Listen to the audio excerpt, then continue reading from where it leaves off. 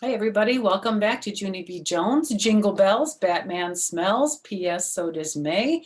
In this video, we're going to be finishing the book, reading chapters 10 and 11, and we'll finally figure out what happens on Secret Santa Day.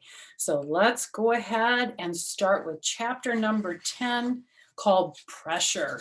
And again, this is another journal entry that Junie B. writes. It's Friday. Dear first grade journal, I keep thinking about May's present. I wonder what will happen when she sees the coal.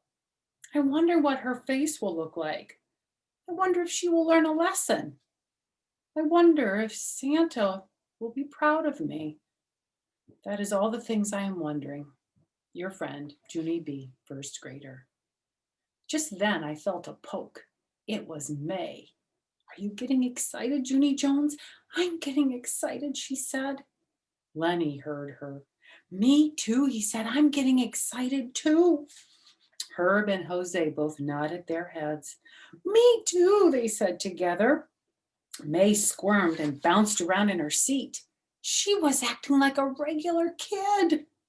Having a secret Santa makes you feel like you have a best friend, she said, giggling. Right, Lenny, huh? It makes you feel like you have a best friend, doesn't it? Lenny looked funny at her. But I do have a best friend, May, he said.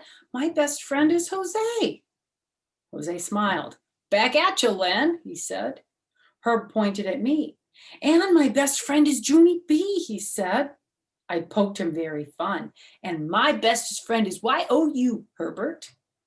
Just then, May stopped bouncing and squirming, and her face lost all its happy. Oh, she said real soft. Right. And her shoulders slumped a little bit. Well, anyway, that's what it makes me feel like, she said. Having a secret Santa makes me feel like I have a best friend too. After that, all of us sat there very still, and the mood did not feel happy anymore. Very slow, Lenny and Jose turned back around in their chairs, and me and Herb turned around too. We didn't talk again. We just sat there and waited for Mr. Scary to call our names. Why do you think they weren't happy? Because maybe May doesn't have any friends at all. Maybe because she can be a little hard to handle sometimes. It's kind of interesting, isn't it, to see May act like a normal kid. Let's see what happens. I'm curious to find out. Finally, Mr. Harry called Jose, and then Lenny, and May started to get excited again. I heard her whispering to herself, It's almost my turn, it's almost my turn, it's almost my turn. Just then, Lenny came back from the gift table, and May sprang right up. May, it's time for me, she hollered. Then she grabbed her gift bag and she ran right back to Mr. Scary. Pretty soon it would be my turn, too. I picked up my gift shop bag and I peeked at the coal. My stomach felt a little bit sickish at the sight of it. I wonder if Santa's stomach feels sickish before he gives children coal. May skipped back to her chair and she started singing Frosty the Snowman. I closed my ears and I tried not to hear her being happy. Finally, Mr. Scary called my name. Junie B, he said. My heart pounded real hard. I picked up my gift bag and I walked to the back table. Mr. Scary winked at me. Do you need any help? He asked. I shook my head real fast. No, I said, no help. No, thank you, no help. Mr. Scary, I can do this all by myself. My hands felt sweatish and clammish, and I wiped them on my skirt. And then I waited very patient for my teacher to walk away. After he was gone, I picked up May's gift sack and I held it in my hand. It was the beautifulest sack on the table. It was covered with shiny gold stars and sparkly red glitter. Plus also there were beautiful green bows all over the sides. I did a gulp. I wondered how it would look with the black coal inside it. I wondered if May would be sad when she saw it. It's interesting. I like how Junie B is showing empathy right now. Empathy means you can imagine how someone else would feel. And this hasn't even happened yet. And Junie B is trying to put herself in May's shoes. I love that about her in this part. I did a gulp. I wondered if she would stop singing Frosty. And just then I heard my name again. Junie B, asked Mr. Scary, are you sure you don't need any help back there? And then, oh no, before I could even answer, I heard his feet. He was coming back to help me. I felt pressure in my head. There was no time left. And so boom, I did it. I grabbed May's present out of my gift sack and I dropped it right in her bag. Then I hurried back to my desk, speedy fast, and I plopped down in my seat. I took some deep breaths. It was over. And that was that. The end. Let's put it over here so you can see it. And there she is looking at May's gift bag. So we're going to read the last chapter. Chapter 11 is called May's Big Surprise. Room 1 went to lunch. I did not eat my sandwich. Also, I did not eat my carrot sticks, because how can I even swallow stuff when my stomach feels sickish? I kept thinking and thinking about what I did, only it didn't even matter anymore, because now it was too late. After we got back from lunch, Mr. Scary put on a Santa hat, and he passed out cake and cookies and punch. Plus also, he gave everyone a candy cane. After that, he went back to our gift sacks, and he folded their tops shut. Okay, everyone, this is the moment we've all been waiting for. Ready for me to deliver the Secret Santa gifts, he said. Ready, hollered room 1. Mr. Scary smiled. When I give you your gift sack, please keep it on your desk, he said. And then when everyone has their sack, we will all open them together. May jumped up and clapped. That is a deal, mister, she said real silly. And then she sat back down and she sang Frosty some more. And all of room 1 started singing with her. Except not me, because I still did not feel cheery about what I did, and there was nothing I could even do about it. Pretty soon, Mr. Scary handed May her sack. She stood up and skipped around her desk again. She was still belting out Frosty. I drummed my fingers on my desk. Only now her joy is actually getting on my nerves, I said to just myself. Finally, Mr. Scary gave me my gift sack too. Thank you, I said, only I didn't actually feel that happy because May's gift kept staying on my mind. And as soon as all the sacks were passed out, Mr. Scary walked to the front of the room and he beamed real big. Okay, everyone, when I count to 3, we'll open our gifts. Ready, he said. Ready, we shouted. Mr. Scary started to count. 1, 2, 3, and then whoosh, all the children pulled out their gifts at once, except not me again, and not May. Instead, she just stared into her sack, and she sat there real frozen. Her face had shock on it. Lenny turned around to see what she got, but May didn't move. What did you get, May? He asked. What's wrong, huh? What's wrong? May didn't answer. Then Jose turned around too, and so did Herb and Sheldon and Shirley. What's wrong with May? They asked. Is something wrong with May? May kept on staying frozen. And finally, Mr. Scary came back to her desk and he bent down next to her. May, is there a problem? He asked real quiet. May did a big swallow.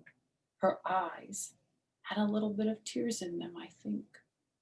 And then very slow, she handed him the gift sack and he looked inside. His mouth dropped open at the sight. Oh, he said, oh my. He gave it back. May looked up at him.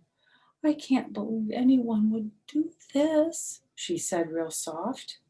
Do what, May? Asked Sheldon. May breathed real deep, and then she reached into her bag and she pulled out her gift. Everyone gasped real loud. They could not believe their eyeballs, I tell you. They waited to get their breath back, and then everyone started shouting all at once.